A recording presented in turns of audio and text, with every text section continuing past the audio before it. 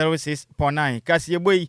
hu mfoni any videos ahodo nam so am ubenya bi ahwe emere sem ye bejo adwenkyere no akenkan a na eye Facebook no so at DLFM 106.9 awiai ensem titiram ebedi kasiburu makotini bi ane say ye begina mu awa akane osoafo na oman ohwe yatena ye abode mu nyansape ana afia be fokwan ye faso edi adwuma mechire former minister for environment science and technology onimnyamfo Mutala Mohammed ogena be bi koye no endrada osoafo a ohwe omagan yatena ye so ana afi nso eye ya sase ne adodade yankopon de atom yen onimnyamfo Emmanuel Amakofi bua ana afi nso chief imam ekopiem asodom ko bompaye edema asoye na busia edimu kiremu ebesomo Presbyterian Women's College of Education will bring Adjoa 2026 Founders Day Lectures and Academic Excellence Awards. Yebegina mu my Ghana ya sentiment mu diam na Amansia South mensini abanam sini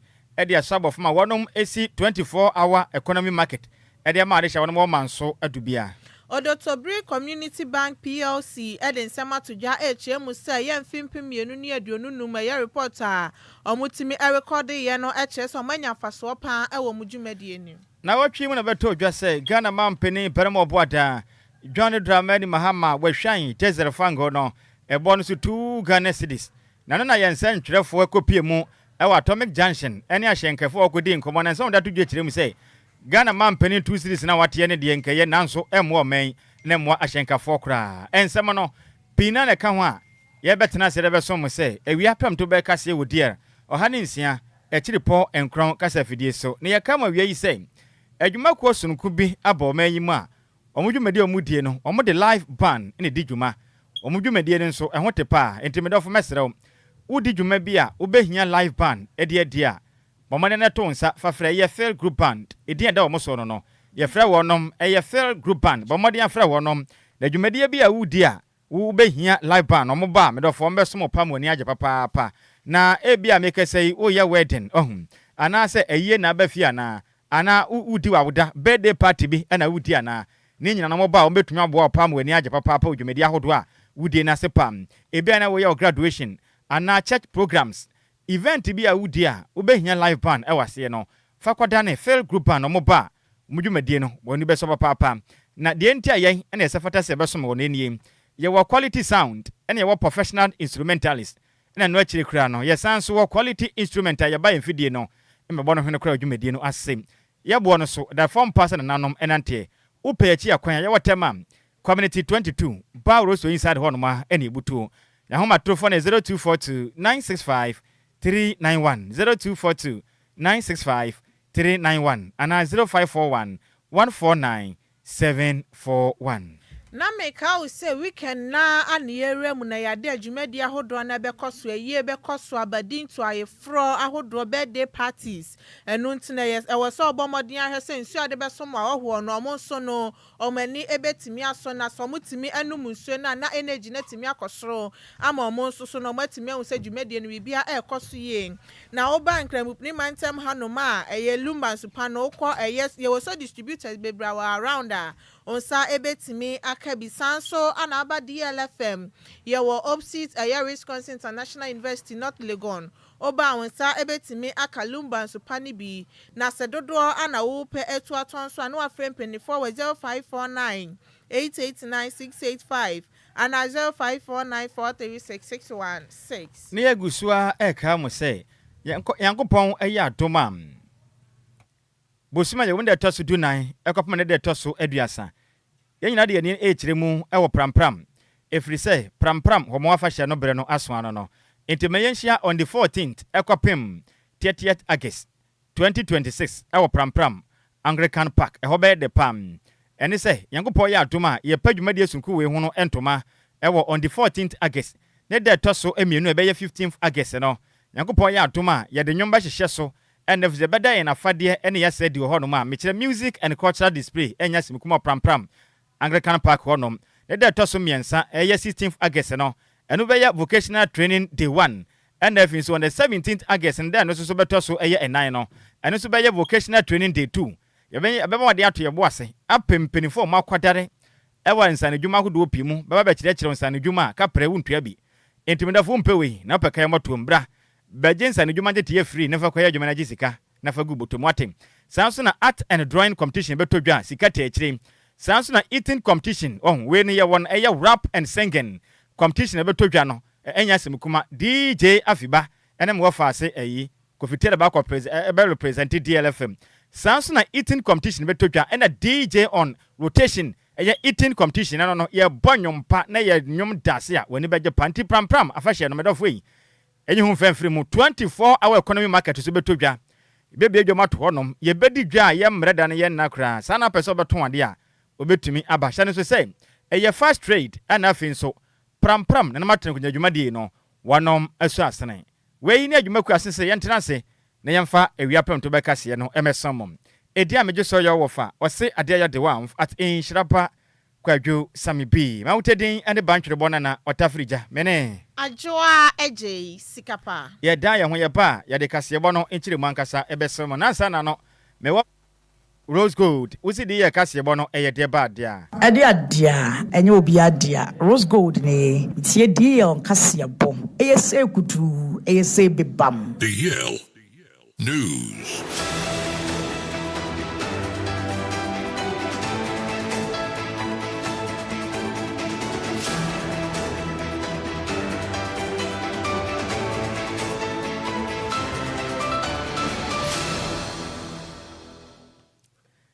Yamamo akwapa efitu milika ne hia yen ewo Facebook and efinsi YouTube na yemfa kase bo no enchire mu ensam na Ghana fo beka ya endrada ene ye afiba kontem a oma Ghana soafo ene o manyim asrafo ene NDC ama yekorum mpanimfo bi a wonum ka biewum oma Ghana mampani esma wonum sei wonum nkopie mu ewo boase na wonum enkwa kyerɛkyerɛ Omaga na de hwemo sentiment mo boase kwanpa oman befa so a yebetumi etu efumagudie tu kwati kwati kwan eso me kire galamse no yebetu ase wo manyim efiri sei galamse no ase wo man Ghana ye na tena ye yenso ene yakwa ye nyina eno na wonom nam kwantempon so wonom kwa ene mo fa wiem ehwehwe amode nam no ekoduru sikaman eno no eben bo free duru awa sentiment mu eben boase no ene wemhyen ekwenya nkwanhia fofia ntoata na wukwada bi dan ye wukwada tuntuma o my Ghana efra brisi na o men eto ya besono ma yetwere yesensam endrada na yese afiba kontemte no ene dwumade kese rankasa etodwa e wo my Ghana yesukupon UPS mu a Ghana mampene twetwe pi kopie ma dwumade ne todwa na ne wachi no ana osoafo no no men ohwe o my Ghana yensase yakoye ene nsase mu ene pa twede yampanyakopon ede atom yen ono kranse na kire ohwe akire say Minister of Environment, Science and Technology oni minyamfo Emmanuel ama kofibua ono kra na yema hye de ma de hia wonom ewo elembele abato mpesu aso ewo yatoye mantemu na ono omka biewom ana afi nso aban mu akandifo pi na ana afi Chief Imam ene yem papa oni minyamfo Mutala Muhammad aka no yo soafo no men ohwe asoye hwe yen atena ye abode mu nyansape ana afi abefo kwan fa so didwuma papa yi ehona na obomode adaso na oye adwumaden ene ba mowu ede na paka befa ne koye intendrada imprefo aka biewom ekohia ye ewase honom ekotena se din baya dohwere baako na obi atorumum se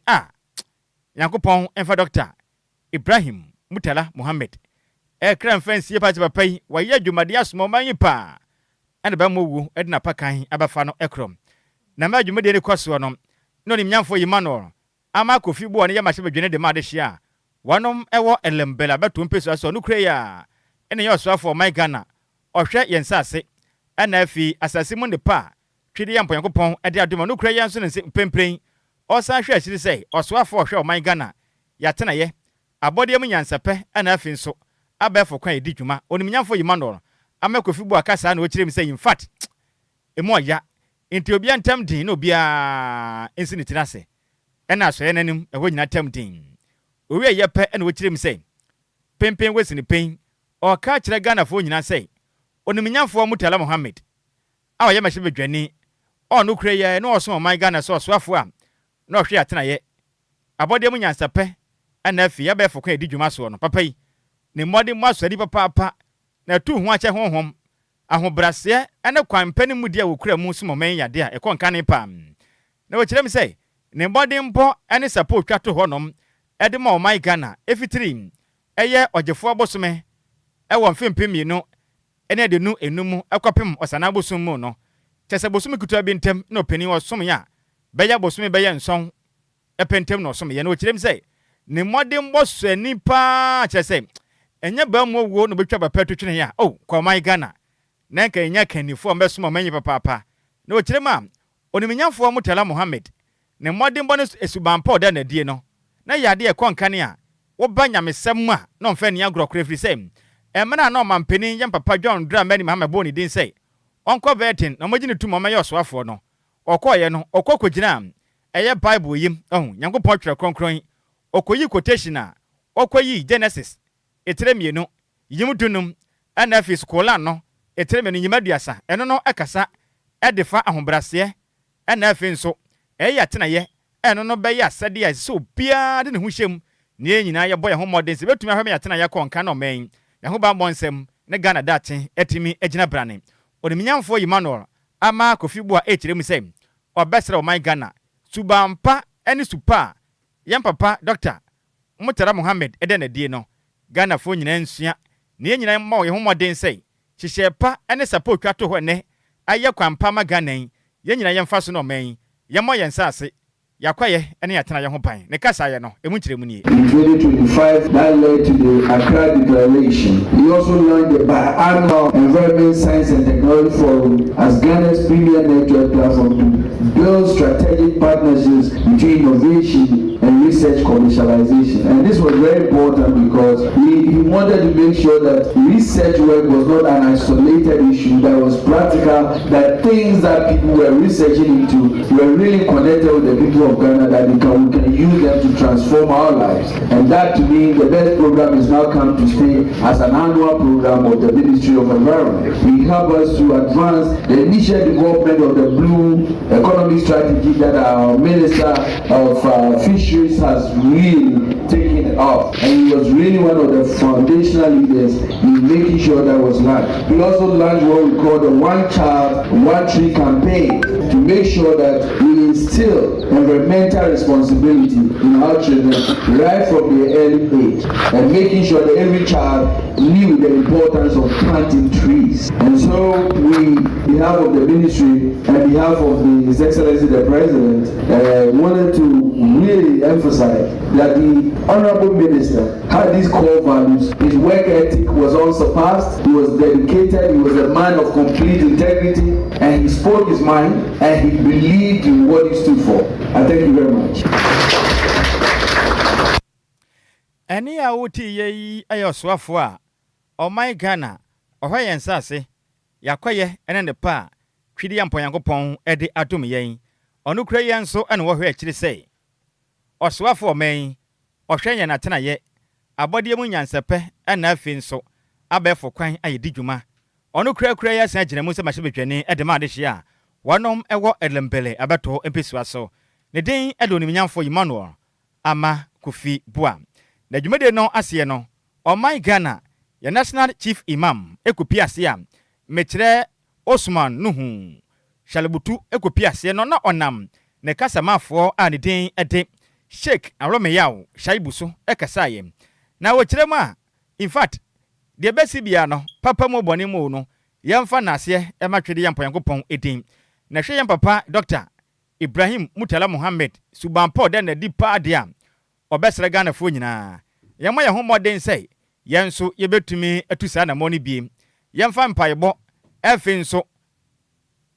akomapa ɛne nantepa nante wɔ manyim yɛmɔ yɛ ho modern sɛ ne mɔ bia yɛbɛtu obia no yɛbɛdwene sɛ daachi bia no yɛbɛbu hu nkonta ɛwɔ twede yɛmpo Nyankopɔn ɛna ɛfe nso ala enim okyerema na hu behia sɛ mɔmɔden agyirem no mabɔ mpaye ama Dr. Mutala Mohammed abusua ene wo maga na nyina sɛbɛyɛ a yɛde hye a wɔkuri Nyankopɔn bɛyi na nam si ne ɔbɛboa na ɔmaga na kyekyere ne kankro no ne makɔ nka ne ɛde ama ɔman Chief Imam kasaye no emu nkyere mu enie. I have ceaselessly been praying, very relentlessly praying, because of how I relate with the Honorable, and indeed I also recognize that how his departure has also affected the entirety of the nation. Under the circumstance, what is it that is important that we can do? But to remember him for the virtue that he stood for, and just like the whole nation has been doing since this incident occurred. In this circumstance, as we declare our surrender to the Almighty Allah, there's nothing that we can say except that Quranic expression, Inna Lillahi wa Inna Ilayhi Raji'un. We belong to the Almighty Allah, and unto Him is our return. This expression, Inna Lillahi wa Inna Ilayhi Raji'un, when the faithful pronounces it, the content is all encompassing in terms of that which we wish by forgiveness or any other providence. A person who makes a pronouncement or expression of this particular text, three things God has assured us He will do for him or her. Of the three dimensions of God's providence that will follow the expression, each one of them in terms of value is better than the world and that which it contains. What did Allah promise or assured us that He will do for such a person? Now, for such people from on high, Allah will pour on him the blessings of benediction that comes from heaven in terms of value is superior to what is in this world and that which it contains. Providence is that Allah will guarantee compassion and mercy for that person. But God, in terms of value, is that better than the world and what it contains. When those who make this expression DLFM, will also be granted the guidance of God in their life. Why is this the case? It happens to you and your conviction about God, you resign and give everything to God. Indeed, then you are the rightly guided person. Any awuti aye. Oh my Ghana, ye chief imam Osman Nuhu.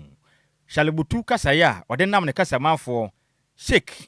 Aromeyao, Shaibusu no. Ena oti yanamani boye nsem training. Same Opoku Brown. Ene de ebesum yen.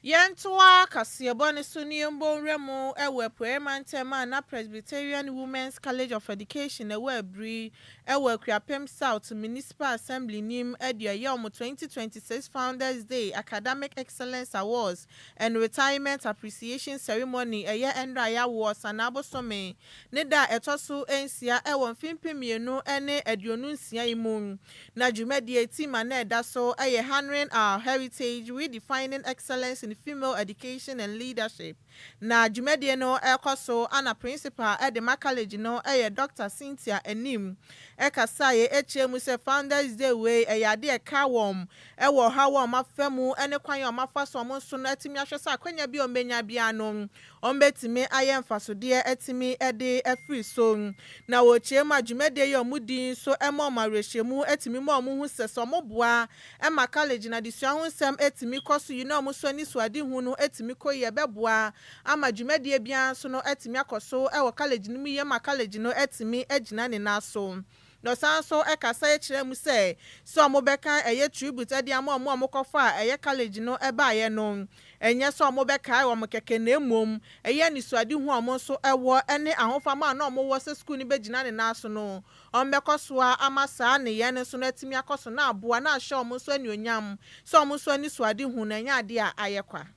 When they continue to engage critically with the challenges and opportunities of their time. We therefore look forward to a stimulating lecture on the theme, honoring our heritage, redefining excellence of female education and leadership. We believe this lecture will deepen our appreciation of our history, inspire innovation, and strengthen our commitment to preparing quality teachers for Ghana and beyond. It will also contribute to our ongoing aspiration of positioning this college to enhance academic status as we work towards the vision of becoming a full-fledged university. Echi ana principal Edema Presbyterian Women's College adi to Jano Chemu se fiti mra omo so eden shepa egu akwemu efom adisua ho nsem no ade ase college no madisua ho semetimi akoso ye papa pesha esansa wo hwe eye mfimpim yenu ne eye aduonu baako ene mfimpim yenu ne aduonu mienu academic year na nipa miensa pe ana cheso mu free eye 209 eye graduate a omo no etimi nya eye first class hana no na ye 1.43% na mom edu baby na etimi peja ni mu Eko by say eye nipa be 37 every eye 211 na no mo graduate no omo etimi enya first class and no ebe ye 17.54%. Ewa mfimpi mienu ni aduonu mienu ene mfimpi mienu ni aduonu miensa academic year no. Itina bibia kire se san hihye pa mo nso adigu akwam na boa ye papa ama madisu ahonsam so no etimi akosoro. No chema ya de college no ehwe animu so mbetimi so aboa wom eye laptop ne eye tablet ahodo san so na plaques a ombetimi edi ama omo nso omo benya ekoba se wo so omo award ewa ye mfimpi mienu ni aduonu nsia academic excellence award ceremony ni so omo so ommomode anso masen se na ebe ye omo nso no ebetimi ahwe so omo bo amaba so ombetimi anya bi edi ama wo. I have ceaselessly been praying, very relentlessly praying, because of how I relate with the Honorable. And indeed, I also recognize that how his departure has also affected the entirety of the nation. Under the circumstance, what is it that is important that we can do? But to remember him for the virtues that he stood for, and just like the whole nation. Ya bomodea meyensa etimi akene no e de amamo de boye ne de enye no are not designed to create unhealthy competition. Rather, they are intended to inspire every student to pursue excellence while developing the character and professionalism expected of future educators. This year, the award scheme recognizes students from levels 200 to 400 who attain a grade point average of 3.6 and above. Since the introduction of this initiative, the college has witnessed significant improvement in academic performance. In the 2021-22 academic year, only 3 out of 209 graduates attained first class honors, representing 1.43%. This increased to 37 out of 211 graduates, representing 17.54% in the 2022-23 academic year. The progress continued in the 2024-25 academic year where 145 graduates, representing 39.3% of the graduating class, attained first class honors. Eni ya wuti ye principal Edema Presbyterian Women's College of Education Dr. Cynthia Enim.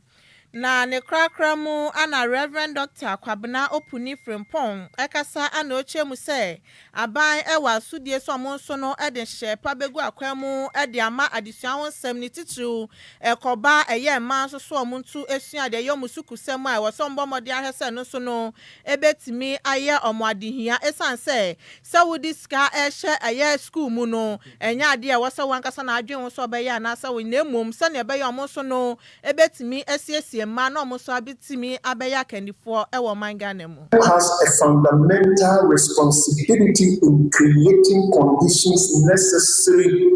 for educational excellence in our female. This must be a national priority. We are the same, but we are not the same. Education is not merely a private investment. You don't do it just to make somebody happy. It is a public good. It is good for Ghana to prepare women of excellence in leadership. It is good for this country. A nation that neglects education, especially education of women, eventually compromises its own economic development, democratic stability, social cohesion, and even international competitiveness. Institutions dedicated to preparing teachers and leaders require sustainable investment. Excellence in 21st century education demands modern infrastructure. That's why we are happy with some of the things we are seeing here. Well-equipped science and technology laboratories, digital learning facilities. You have some already, eh? You have AI centers all over. DLFM. Well, now the students have tablets, so teachers also have tablets. Eni ya wuti ye Reverend Dr. Kwabena Opuni Frimpong. Na manibo yensem choni konti hini kofi obone di free poemantemu ebesomye.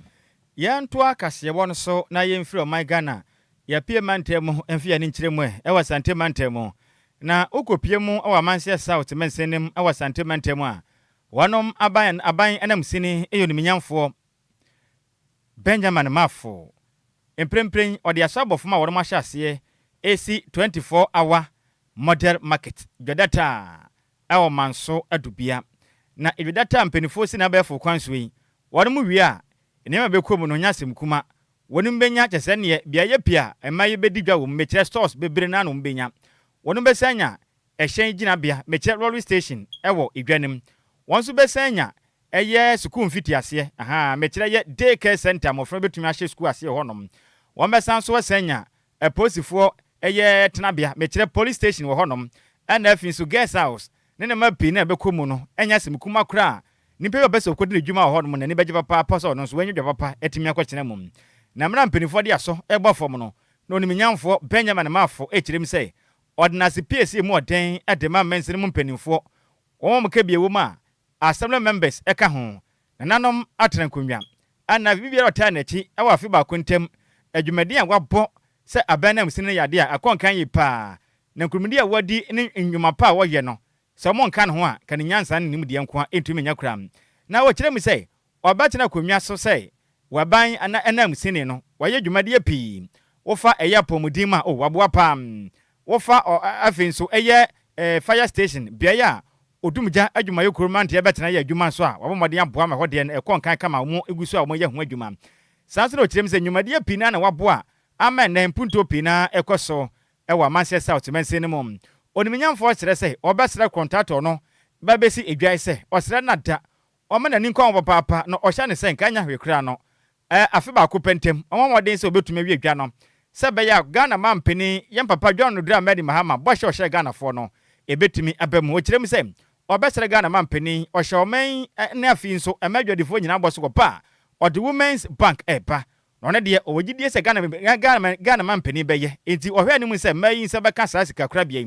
na wonom atimi akwakwaji sika ya bosianom de adwuma boa memmanso adwadie hu sensem akonkan ade ma wonom oniminyamfo Benjamin Mafo kasaye no emu kiremu nie that say 24-hour economy market na omampani John Dramani mama campaign wode to Ghana fo nyina nim no ampa say manso adupia amanse subject tianso ebia yeden asoye so na de mekane say ebia mo mpaye ema contractor no nsre samanfo de nananom konwa no na kruye emra nananom ntam if we say omampani be yampuntujuma bia this ay odisi nananom so na mo ma yasase ubeko krobi so ukodi dwuma bi ukoko yeso himfu mienu na ho ukohu ya eyeboi ukohu ya eyeboi timasre sanfie nan a omampani John Dramani mama ebebi no wonde wosim puntu kwa fiso wo so wo kro no wo mabiem nti wo ko mabiem dia wo ja na chiri yi tinana no puntu no de afi na bebre ebesan yeden asan yeden apa afi ba ko pe na yetimi aye project bebrebe ne konfie mienu ne konfie miensa ne konfie na dia nana no manso probia ebenya ne so ene ne die tinana no adesrede am desre bono menso bijana painting yo mampeni be kase minyi piano nana no meye na etimi aso nani na etimi ante mfaso so aprema so mai metamasi eni ya wuti ye ono wona waye aban anam sini edema de hyiam wona mo Manchester South ewa sentimentemu oniminyamfo Benjamin Mafo odna ni si yepe ne nananom mekire na matwankunwa wona mo manso adubia nana toku apia eye dankwa a otoso emienu ana afi so papa de ma de hya wona mo eye manso ankam nana kwantwi emponsa ede adesere ede to asamenanim ehwe mo bose wonom beta contractor na chi pa ma na ya dwumaden soronko ede wonom ahwe sei eye edwadata omusi no betuma wie no branom no kirem se obesere ahemfuni bia omtontonton sase digu o mankase botom emwa mamodin se mna so de be ya dwuma na mahwe hu ni sa santimantem no ebetimi etumponom nananum kirem se ensase pio ho no ma ewo ho no ma ye o mankasa dia nipa bi etongo mbotom eba ne sa nya kura enti ambesere mo amutu sa na mo no emre so mumu a maso be ya hye pa Mansia South mensimu nana no mkasa ye no emu kyerɛ mu nie sa 24-hour economy o de no kan na o kan so no da ya o so ye munyina na mugi tum sɛ adubia enye basic capital ye pre district no enye me na mde ma no kan ye o se de hefa ne fan court ye fan court adubia enti sɛ adubia nya bia dia ka nyina no ye so ebega enti ye pompa ye sɛ o man pani na dwene a wafa sɛ market no obeye no adubia nya ne de no dia ka nyina yankopɔn hyia na di ba ko ye kaka ho se projects a eye de aban a utwa mu be ko ye eye no a ye nwie ye no be stress mo hwe na mu wie ma ye kaka agenda 111 fire service there on Matthias say mo ko so a mo ye say the honorable awere you make am say that time say yeah I get market yeah so there because it's a big witness yeah so that 1 year of upper yeah Eni a wuti yei uba uramu awo manso adubia wanum ba dwumaden yi pa ahemfo no mekyerɛ manso adubia hene na toku apia danko otoso mienu ɛna afi nso manso ankam ehene nana kwantwi amponsa ɛna wote wonom nana kwantwi ampoma rather nana kwantwi ampoma ɛna wote wonom enkan nanuma china presiding member edema Mansia South mense no yonimyamfo Peter Awere ɛna afi nso NDC chairman Edema manso adubia enso de kakra ka ho ne mpenefo pia omokba ye bi ebo abanya baso pa ne nwuma pa wo ye edesom Mansia South mense no ya be ka kire dubia ma ne se ajewe na ye poso no o ma ne benya so fa so bebre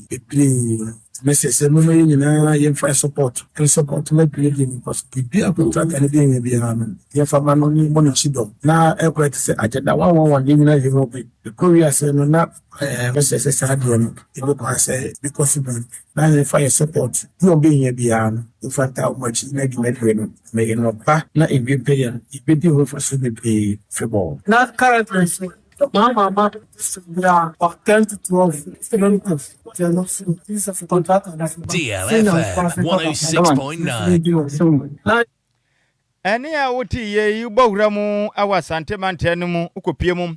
awa Mansia South mense ne mu amobɔ adwumaden ye pam. De odi kan ya presiding member de Mansia South mense ne nyamfo Peter Awere ana fi NDC chairman na de Manso adubia ana wote wonom enkan. Yentwa Kasiabane Sona Odotobri Community Bank PLC Jacobu wa Mansia Central wa Santimante Mun Eden Sema Tuja HM say Yadi Musika Sema Ekosu ye pound 150 mienu ene Edionu Nimuna CEO Edema Bank no Mr. Abraham Kofi Edi Tuja HM say Bank Nebosia Wademano Ewa Fibia Muno Yadi Etimi Ekosro 80.4% no 145.82 million Ghana cedis. Ewo mfimpi mienu ni aduonu nimu na emo ye mfimpi mienu ni aduonu nan ni mu de na 80.83 million Ghana cedis ana mutimi nya nti hwa ye mfimpi mienu ni aduonu ni mu de a na omatimi anya faso ye papa ewo mu na wo chie ma wo hwa eye besi agba hodro ni na omokeka ni na abo mu no na chese bedu 156.57 million Ghana cedis eno 75.6% into omu hwa ni musa sane omunya afaso won fimpi mienu ni aduonu numu no afiwe no ebetimi akosa Odotobri Community Bank afia no emremu no say share shareholders na ibu akonta edema wo mu tie no na bank no board of directors ibu na no ene aso a nyina no yeye mu adansefo say yebu akonta kire shareholders na wo hwe akontabu ni mu a ade ba akopa ekwa animu kese pa among all the indicators na ye besiabo bank no besiabo ekwa animu pa yi wo hwe afe 2024 de no a besia bank no boy nyina no na ye 80,833,131 Ghana cedis na wo hwe afrase afia etwam no de no a 2025 no a eno so besia bank no de maye ekwa animu pa yi a wo de ko percentages ma anasa wo de ko ohamu enchemu a eye eduotwe ene etiripo eduanan a ebesika botena na ye 145,822,000. Echi ana Mr. Abraham Kofi Edi Tuja ana oche mu se eye mfasoa bank no enya ye ebeye 36 million 678,000 Ghana cedis ana cheso mutimi nya na emom ohia se ne eye bank ni sika sematimi akoso no mo so ahofa mo wo so mo be so eye mantema hodo ne so ase no eye ade o mekoso aye sanse eye ade bia no mo hwe se eye 360,514,000 Ghana cedis. Ano mutimi edebua adisua ho nsem apomuden ho nsem benfio eye mfomujuma eye yamamre ne amane basa afache bi ekoso nso a anase sorry su ye dwumadi a ye so mase no eye ade ombekoso a aye sane ebeye mpuntujuma so no ebetimi akoso afibia ewo mantem ahodo. Akontabu a yibu ye wo afia etwa mu no efa isikase mu no emfaso a eba adwuma no the friend of profit before tax no emfaso ebe mu ansa na yebeti eto afiri mu ye 36,680 Ghana cedis 925 ena eto eye ohye eye emra ze utuato ema oman no ekoso for oman no enchechire enti yeteto a yetuaye efiri mu no emfaso a yenya ya yede ama shareholders eye 24,285,323 Ghana cedis na ninyina mu no shareholders eni age yetua dividend nso a eso ede ama wo mu ano nso ebro 3.6 million Ghana cedis nti shareholders nso ate asende na ninyina mu no baabi a yidi edwuma a eno ye frɛ no corporate social responsibility sebi baabi a udi dwuma bia na sese tememofo onya dwumadi a udi no so emfaso nti emfaso a yenya ye no after 2025 mu no ye de bi nso eboa biaya anase nkrum ahodo a yedi ho mu dwuma na ne nyina mu no sika board and management etam ye ema ye de eboa nkrum ahodo a yedi dwuma no sika mu no ye 336,514 Ghana cedis a wo hwɛ nkontabu na ebi kɔ enwuma esua mu afibia otobiri afato ye ho se enwuma esua yade ye ho hia enti ye wo esuafo a ewo suapon ahodo a ye ma wo mu bursaries. Eni ya wuti ye Mr. Abraham Kofi ono ana ye CEO at the Maudo Tobri Community Bank PLC na amanibo ye nsem choni Barbara Cranton e different sentiment mo ebesom ye yantoa kase won so e na yenyina mu ewon kran pompre temo na nse na beto dwa se Ghana mampeni yem papa John Dramani Mahama adwen Ghana de hye ahyenkafo ana kwantufo ho nti no eye o man Ghana ye fango no deze no omampeni ehwanyebo no so eye 2 Ghana cedis na eboa se be ya hyenkafo ho ben ha wonom na kwantufo amutu kwan so no ehyentede amutua no hyenkafo entumi entumum na nse obeto dwa pe na die kasebo yesma ye ntwerefo si montene se ne mu nkore mu ko chinchira man Ghana kru na hyenkafo nkakasa na mbisa ware mo sei hyehye pa ba de aba mu so musan na Ghana hyenkafo bia kasa ekirem so sanse hyehye abande ba ne de nkan ne bonim nanso emwa kra every say Ghana mampeni ba ye no o my Ghana fango bo no ekofam kakra fine enam sidi ahode yan yenti eba ne saa no enam o mampeni hye se ne hyenkani bia ntene bo so ahyentiade mo tete so ma hyenkafo tete so eno achi no ebu ye banka kakra saa mene da ne sepo ba na aba entidie enti no mampeni wantumi anhwe anso ye kese na wabeji 2 cedis pe ede afiri so na mra me ngofa asefo a wo ye adwuma DLFM 106.9 Emmanuela osanya ko akete ana afi so Bafo Regina omukopie mu Atomic Junction ne ahyenkafo kotwehwe nkomo ana mu kirem so na nkomo hwe abani mu sei kanya hwe kura no anko betumi ate fango no bo deze no bo no so no ate so abegina ho hamgichemu abegina bed se 13 Ghana cedis per liter enkane ba wo mankaja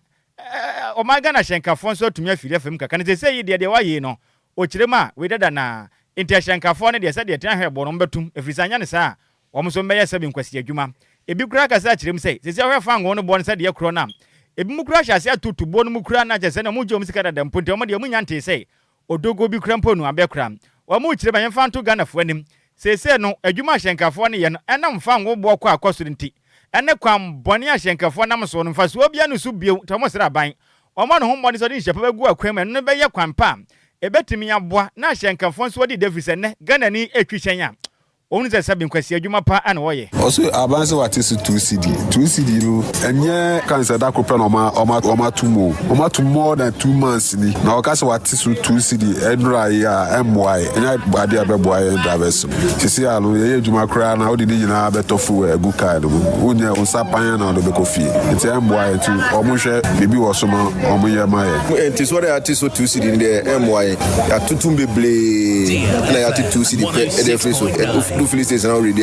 MY ti de hia e lorry fentum na hia e pe lorry fentum o ma tuma da afo se adwuma e ska nyina tofu e enya hwe fan kofi enti 2 cd ni de MY e pe lorry fentum e na be boy e se mama by na madra afo ye ble ti le 2 cd ni de e fa hwe ma so ti so ba 13 cds na lorry fe no ya ntumu kula na ye no ma ba be na mani de e lorry fentum ti mama by na mo drivers lorry fe na wo be e wodada e na oba o se enti so e na ya beti so no se fu e no kwa na e kosoro e diga wo ni mi so be sa aka ma fu lorry fe no wo be e wo na tu ba se wo se enti so ya ti so e se fe de ko e lorry fe fu e ni bo kwa na e kosoro e de se o se wo so ma ye tu ana se be bia wo be fa free e no na wo se enti so no sambla ho ma ye na nye eduma amanfo bi bra start here to em se complain ba bi premier de denti asanke atiso ke nu zan kama for tu but because of say adna etis no an sheda amwa drivers ninti still a man for here to and I no here dey ukraine amwa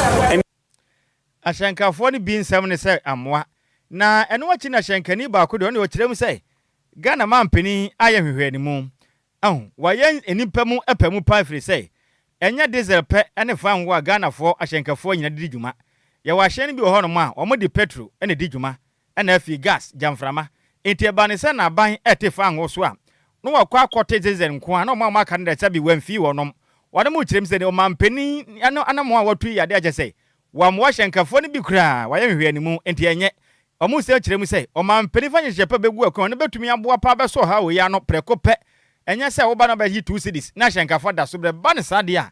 ashankafo na dwuma no ebegu kura wo menyi mon kantra ban se e fa yen yusu petrol cars na de wan boan din Jamaican san se o yi 2 cities ni free which is diesel so what about yen yusu petrol cars no so vende because this year petrol here it's 599 so I say and ni nyina ye we say this o yi e na ko ye for both diesel and petrol but won't think ko yin free diesel so na o nya petrol ban san na ere amoan nti be se ni di mo so pese obo ama yen drivers no ibi bia yo kedia ene no momodin so be both diesel and petrol na aboan nyina ba so yi diesel no ja petrol de we say yen yusu da salum cars na kan ketana yen taxi driver de wa moye kwan bia so we ayo my Ghana shankafo a wonom Atomic Junction e won krabo payment mu kirem say so mampeni be yi eye ebo de free diesel so na o mamu yusu petrol no waja wo mo saade a na Ghana mampeni wone wonom eni ni yi na mane boyi Yamane bofo yimano wala wasay nyako akete NF mo fa se Bafo Regina enom de amane boy efrin ka bopuremantemu Atomic Junction ebesum yen wi ne nyina wetina kase bo no yemfa ne nyina da emfa ensina me wo fa se fo de ba Facebook no sa Sandra be ka de ba na wo so ma ya ho Nhyiraba Kwadwo Sammy B eno Adjoa Agyei Sikapa here live edi free time free zone best news papa pa wo jawo mpa na ode aba na wo so yemfa ncha kase ma Mrs. Presrafusu otoboni papa bi odone pa no size ya minshira ne pan Lumba so pan so mutingu na monto na ya ma menya sika emfa ehwe abusia na Sandra Beka de aba na se Adjoa esesa den Adjoa odone pa outfit ne ye kama oluku so good na me de ma yesi scooby do na meti machine na chinya sa na adwen pa hene odi asempa the second de aba na so here live ya minshira pa me wo fa se na sister efia de aba na wo se o ma ya ha o ka se bone wotie pa na so na wera ho oda sora na bibia ko akromfo ana se eja na atom aya na wachirim ne yehu na eja ye bompa ya na fa ho ama na Nyankopon hu mobɔ nyame nka ho ate bibia be fine wo fa se kwa kuma to bibia be fine ka se bone de sianse be kono Adjoa Agyei Sikapa so won kra bi to Kwadwo Kofi Ken edi bia ba ye ya Kenneth odi bia ba nti o si odi happy birthday sunkuwe kwa mane dofo Stephanie Afo uko school ewo Fosu College of Education wo level 300 na de oka ni se Nyankopon onhwa na onye okese wonyu fra dumu enkwa adumu oma onimdia adwen ene nyansa betimi edi asuade ye na bibia da wakoma so bia no Nyankopon enye enfema nti Stephanie we everywhere wo dofo Kofi Ken honom and I say happy birthday kasewe enko FM. Right, is ye jina wotina kase bone agum ne kom say pon na ode ne ho makia edi free eya teacher mante epie mante mu edi aba na say yes ohwe ewia yi pa na ode ncha kase ma ye comfort eya kumiwa o che ne papa wo teacher mante me da se pa mo fa se ode ne ho maka nya me hira opi ntikase bone ye de se musamufo no eya miss me belantwi ene se mu edi ma yen champion tailor de ekopie mu wo Facebook NF yiti makase bono wenya bi ehwe ye mo fa se Manuel osanya ko akete eboaye ewo kasebo edemum sansana mo fa se mark yesebo ye ho ba ho mu kwan so ofia no mo edema yen DJ Zigibi echinchim kesefrem fo madosum ya wiai akenkanfo ye banu tu edi ameje so ye wo fa ose adeya de one at Nhyiraba Kwadwo Sammy B ma mutedin ane bantwere bona na otafrija mene Adjoa Agyei Sikapa yes so a enam se ne eye ifia denti no enkai dum e banadwo ase kina pamfo betena se eye no mo hwe ena mo ansu ase musu a e beche mo fi se yen ena ebesu munye eyi ne nsambode ne nkyemfa eduane no so munni yen be ya adwuma ne nyina bonye mo ha de mo nyina mo ni ti ade hye midimafo pokwase mayira akra midimafo